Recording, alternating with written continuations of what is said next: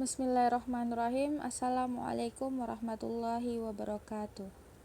Alhamdulillahirabbil alamin. Assalatu wassalamu ala asrafil anbiya'i wal mursalin sayyidina Muhammadin wa ala alihi wa washabihi ajmain, amma ba'd. Puji syukur kita panjatkan kehadirat Allah Subhanahu wa taala yang mana pada hari ini masih memberikan kita nikmat umur, nikmat sehat, di mana kita masih bisa berada di dunia yang penuh fata morgana ini. Teman-teman sekalian, perkenalkan, nama saya Mas Fufa Ferina Ramida Farahia dengan NIM 116111139.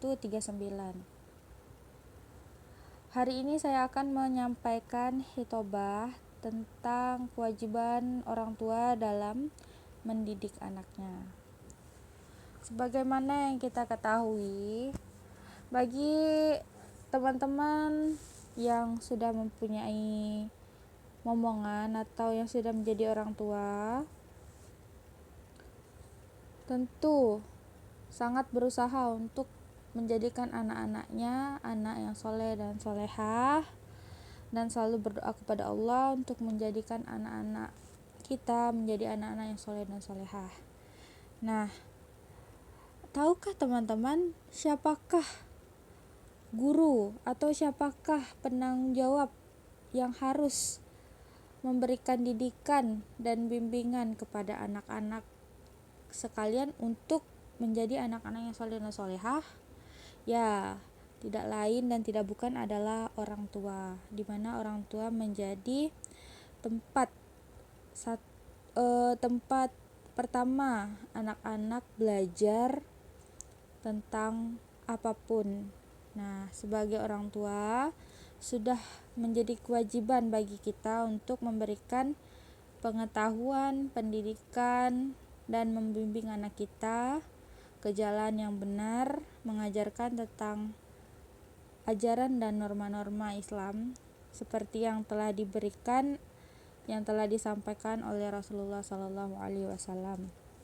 Teman-teman yang dirahmati oleh Allah Subhanahu wa taala, anak yang soleh merupakan investasi terbesar bagi orang tua untuk menjadi penghantarnya, menjadi tiket masuknya orang tua ke dalam surga.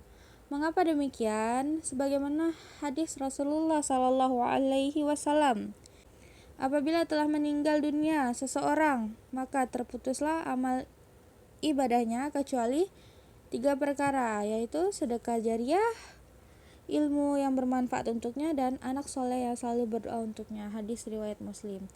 Inilah di sini bisa kita lihat ada 3 perkara investasi seorang muslim agar amalan-amalannya walaupun sudah meninggal tidak terputus. Salah satunya anak soleh yang selalu mendoakannya. Nah, teman-teman yang dirahmati oleh Allah Subhanahu wa taala, itulah kenapa anak soleh adalah investasi bagi orang tua. Terus pada hari kiamat, seorang hamba akan terheran-heran mengapa dia bisa naik derajatnya, padahal semasa dia di dunia dia tidak berbuat sesuatu hal yang tidak seberapa atau amalannya yang tidak seberapa, dan dia baru tahu bahwa yang menaikkan derajatnya adalah doa-doa anak-anaknya yang soleh-solehah. Rasulullah SAW bersabda, sesungguhnya Allah Ta'ala tak akan mengangkat derajat seorang hamba yang soleh di surga, kemudian dia akan berkata, wahai Rabbku, bagaimana hal ini bisa terjadi kepadaku? Maka Allah Subhanahu wa taala menjawab, hal ini dikarenakan doa yang dipanjatkan anakmu agar kesalahanmu diampuni. Hadis riwayat Ahmad. Oleh karena itu, saking urgennya pembinaan dan pendidikan sang anak sehingga bisa menjadikan anak yang soleh, Allah Subhanahu wa taala langsung membebankan tanggung jawab ini kepada orang tua. Itulah kenapa anak adalah titipan dan anak adalah tanggung jawab besar bagi orang tua, di mana orang tua harus membimbingnya, mendidiknya, dan mengajarinya kepada hal-hal yang diridhoi sama Allah Subhanahu wa taala. Teman-teman yang dirahmati oleh Allah Subhanahu wa taala, Jangan sampai anak-anak kita menjadikan kita yang seharusnya masuk ke dalam surga tetapi malah masuk ke dalam neraka karena kita mengabaikan tugas dan tanggung jawab kita sebagai orang tua untuk mendidik anak. Kadang kan orang-orang pada zaman sekarang ini tuh mikirnya adalah anak harus pintar, anak harus berprestasi, tetapi nilai-nilai agama di dalamnya tidak diajarkan dan hanya menyerahkan semuanya kepada guru di sekolah atau guru ngaji seperti itu. Ketahuilah wahai teman-teman bahwa sesungguhnya kita sebagai orang tua harus mempunyai bekal dan kesiapan penuh untuk menjadi orang tua yang siap mendidik anak-anak kita menjadi anak-anak yang soleh dan solehah. Sebagaimana hadis Rasulullah Shallallahu Alaihi Wasallam, setiap kalian adalah pemimpin dan akan dimintai pertanggungjawaban atas kepemimpinannya. Seorang imam adalah pemimpin dan akan dimintai pertanggungjawabannya, dan demikian juga seorang pria adalah seorang pemimpin bagi keluarganya dan akan dimintai pertanggungjawabannya atas kepemimpinannya. Nah, dari hadis di atas, dari hadis yang saya bacakan ini, bisa kita ketahui bahwa peran dalam tanggung jawab kepada anak ini tidak hanya untuk satu orang tua. Pertama kita bahas dulu dari hadis ini adalah peran seorang ayah, seorang bapak, di mana ayah atau seorang bapak ini adalah pemimpin keluarga, imam dari keluarga, dan dia harus mengarahkan anak-anaknya, istri-istrinya untuk menjadi orang-orang yang beriman kepada Allah Subhanahu wa taala. Begitu juga dengan seorang ibu. Ibu adalah madrasah utama bagi anak-anaknya. Seorang ibu adalah kunci untuk anak-anak menjadi anak-anak yang soleh dan solehah. Ada pepatah yang mengatakan bahwa hancurnya laki-laki satu orang itu akan menghancurkan dirinya sendiri, tetapi jika hancurnya wanita satu orang itu akan merusak satu generasi. Teman-temanku yang dirahmati oleh Allah Subhanahu wa taala. Jadi tanggung jawab untuk mendidik anak ini adalah tanggung jawab yang langsung ditujukan kepada kedua orang tua, bukan kepada kakek, bukan kepada neneknya, bukan kepada gurunya, ataupun kepada ustadz-ustazahnya. Seperti itu ya teman, karena ini benar-benar kewajiban bagi setiap orang tua. Rasulullah Shallallahu Alaihi Wasallam bersabda, tidak ada suatu pemberian yang lebih utama dari orang tua kepada anaknya selain pendidikan yang baik. Nah, pendidikan yang baik ini seperti apa? Pendidikan yang baik ini ya tentunya tidak hanya dalam bentuk pengetahuan umum seputar dunia, tetapi juga seputar akhirat dan ajaran-ajaran agama yang telah Allah berikan dalam firman-firman-Nya di dalam Al-Quran. Mulai dari tauhid, terus sunnah-sunnah yang dilakukan oleh Rasulullah Shallallahu Alaihi Wasallam, hal-hal kecil seperti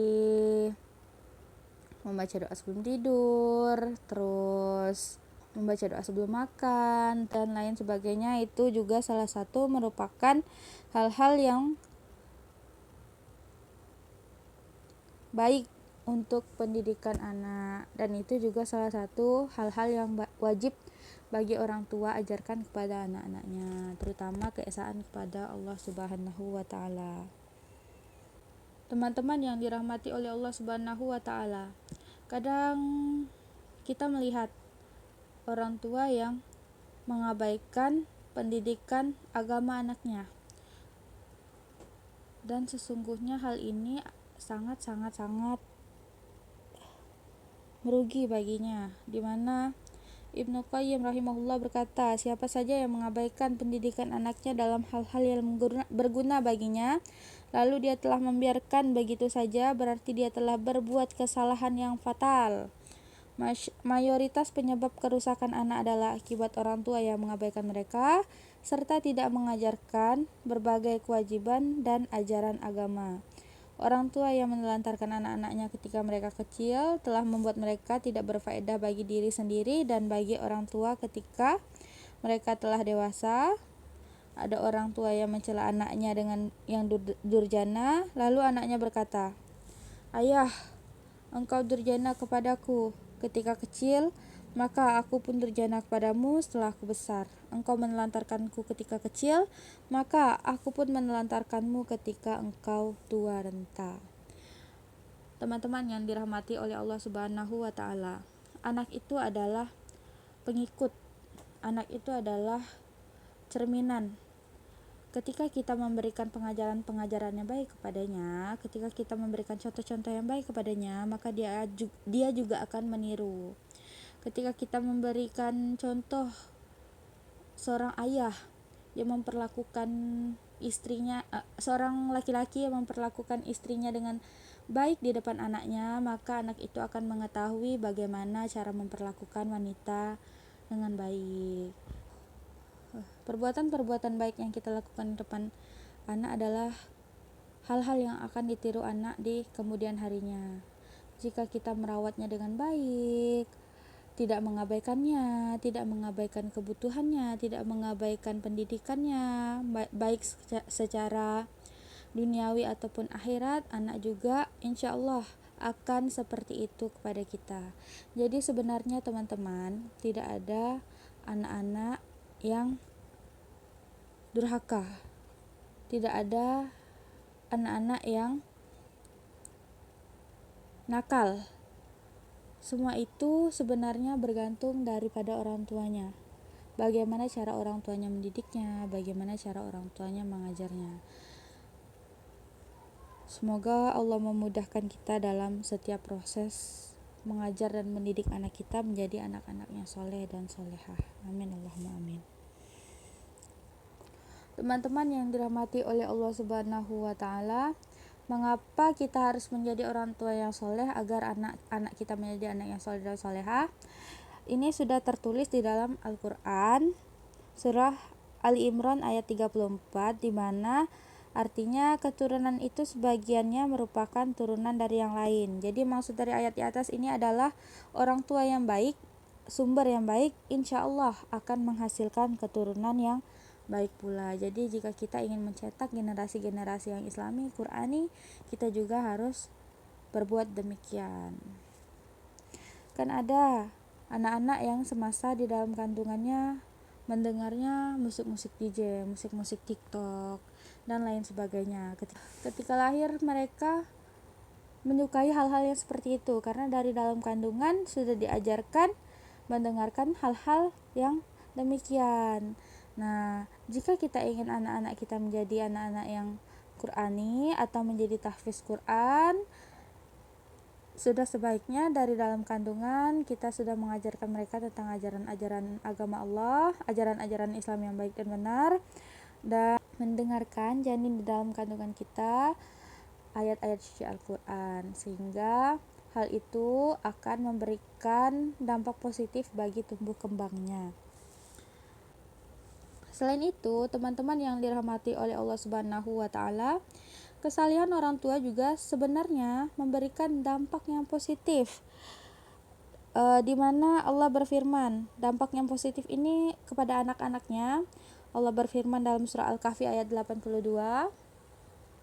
Adapun dinding rumah itu adalah kepunyaan kedua orang anak yatim di kota itu, dan di bawahnya ada harta benda simpanan bagi mereka berdua, sedangkan ayahnya adalah seorang yang soleh. Nah, dalam ayat ini diberitakan bahwa dikarenakan kesalihan orang tua, Allah menjaga dan memelihara sang anak, serta tidak mengecewakan orang tua. Oleh karenanya, kesalihan orang tua itu akan berpengaruh pada sang anak. Bahkan manfaat itu tidak terbatas pada sang anak semata, tapi juga berdampak kepada cucu-cucunya, sebagaimana diriwayatkan oleh Hafiz Ibnu Katsir rahimahullah bahwa yang dimaksud wa kana abuhuma sholihan dalam ayat tersebut adalah kakek ketujuh dari dua anak tadi. Jadi teman-teman yang dirahmati Allah Subhanahu wa taala, kelak di surga Allah taala pun akan mengumpulkan sang anak bersama orang tua yang soleh, meskipun amalan-amalan sang anak tidak sebanding dengan amalan orang tua. Jadi menjadi orang tua yang soleh adalah suatu kewajiban dan mempunyai juga dampak positifnya bagi anak-anak, karena sudah tahu kan bahwa doanya orang tua itu sangat mustajab bagi anak-anaknya. Jadi ketika orang tuanya soleh berdoa, insya Allah akan Allah kabulkan, Allah ijabah, dan Allah jaga anak keturunannya. Demikianlah khitobah singkat dari saya. Semoga apa yang saya sampaikan dapat berguna bagi saya dan teman-teman semuanya. Sesungguhnya lebihnya itu datangnya dari Allah dan kesalahan itu datangnya dari saya. Saya mohon maaf apabila ada kata-kata saya yang salah. Kita tutup pembahasan kita hari ini dengan membaca doa kafaratul majelis. Subhanakallahumma wa bihamdika asyhadu an la ilaha illa anta astaghfiruka wa atubu ilaik.